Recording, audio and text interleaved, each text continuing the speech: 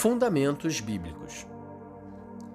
Uma teologia da libertação corretamente entendida constitui, pois, um convite aos teólogos a aprofundarem certos temas bíblicos essenciais, com o espírito atento às graves e urgentes questões que a atual aspiração pela libertação e os movimentos de libertação, eco mais ou menos fiel dessa aspiração, põe à Igreja.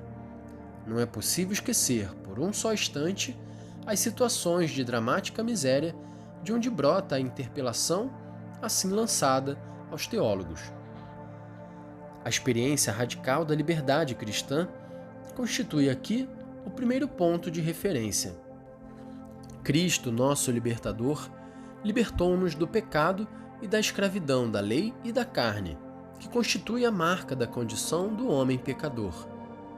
É, pois, a vida nova da graça, fruto da justificação que nos torna livres. Isto significa que a mais radical das escravidões é a escravidão do pecado. As demais formas de escravidão encontram, pois, na escravidão do pecado, a sua raiz mais profunda. É por isso que a liberdade, no pleno sentido cristão, caracterizada pela vida no Espírito, não pode ser confundida com a licença de ceder aos desejos da carne. Ela é vida nova na caridade. As teologias da libertação recorrem amplamente à narração do livro do Êxodo. Este constitui, de fato, o acontecimento fundamental na formação do povo eleito. É preciso não perder de vista, contudo, que a significação específica do acontecimento provém de sua finalidade, já que esta libertação está orientada para a constituição do povo de Deus e para o culto da aliança celebrado no Monte Sinai. Por isso, a libertação do Êxodo não pode ser reduzida a uma libertação de natureza prevalentemente ou exclusivamente política.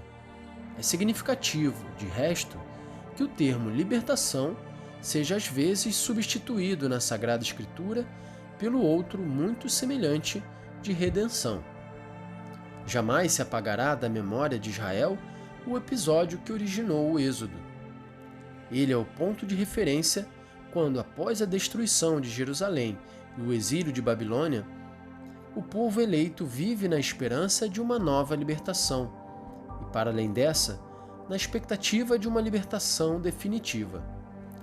Nesta experiência, Deus é reconhecido como o libertador.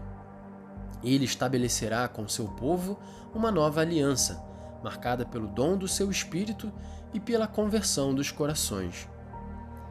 As múltiplas angústias e desgraças experimentadas pelo homem fiel ao Deus da aliança servem de tema para diversos salmos, lamentações, pedidos de socorro, ações de graças, referem-se à salvação religiosa e à libertação.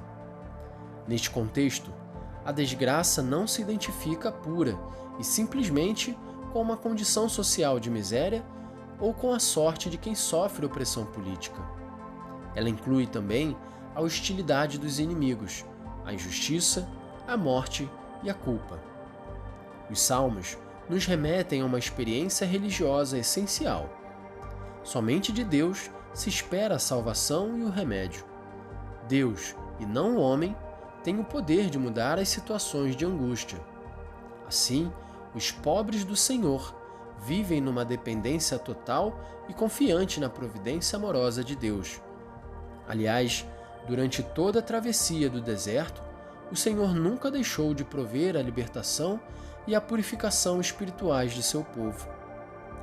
No Antigo Testamento, os profetas, desde Amós, não cessam de recordar com particular vigor as exigências da justiça e da solidariedade e de formular um juízo extremamente severo sobre os ricos que oprimem o pobre.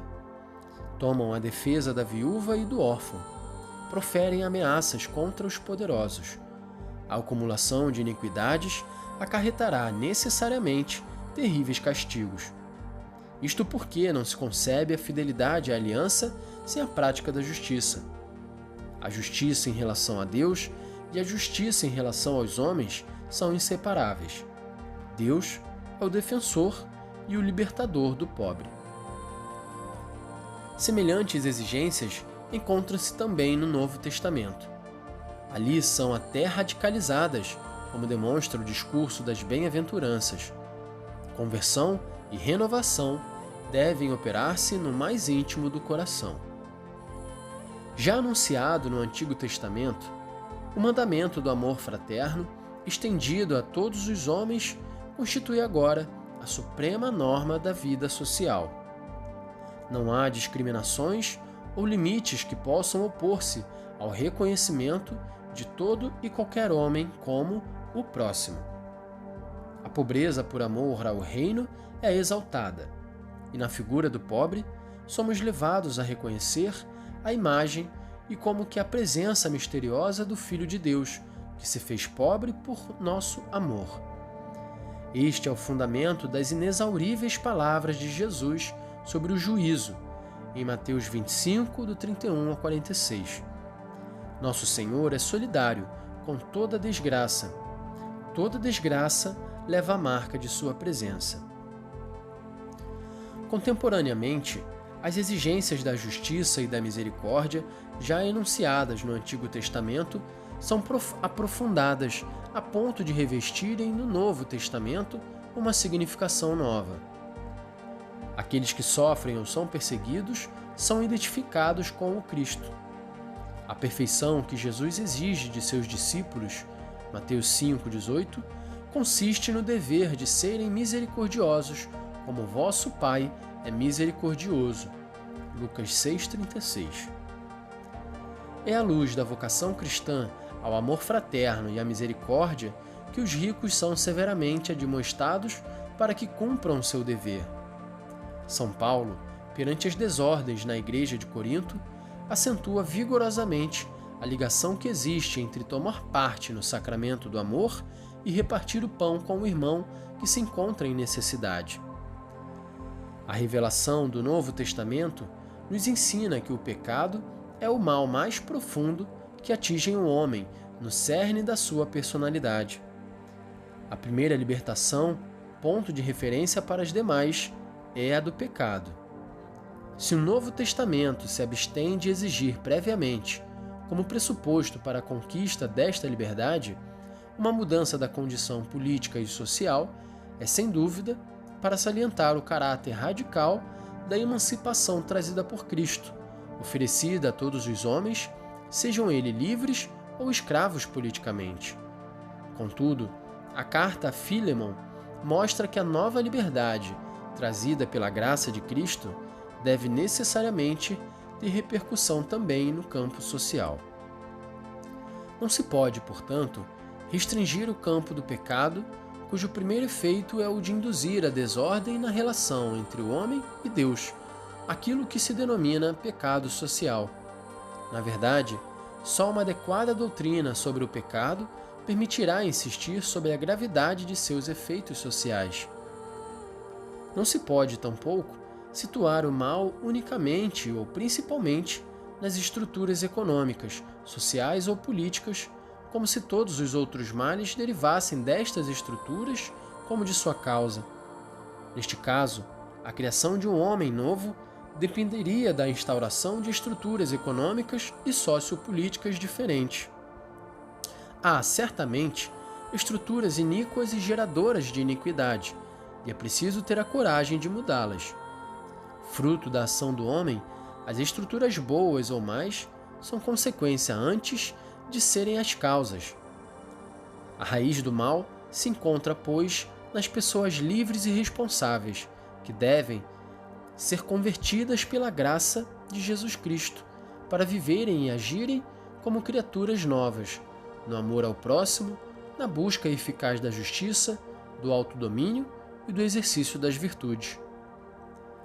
Ao estabelecer como primeiro imperativo a revolução radical das relações sociais e ao criticar, a partir desta posição, a busca da perfeição pessoal, envereda-se pelo caminho da negação do sentido da pessoa e de sua transcendência, e destroem-se a ética e o seu fundamento, que é o caráter absoluto da distinção entre o bem e o mal. Ademais, Sendo a caridade o princípio da autêntica perfeição, esta não pode ser concebida sem abertura aos outros e sem espírito de serviço.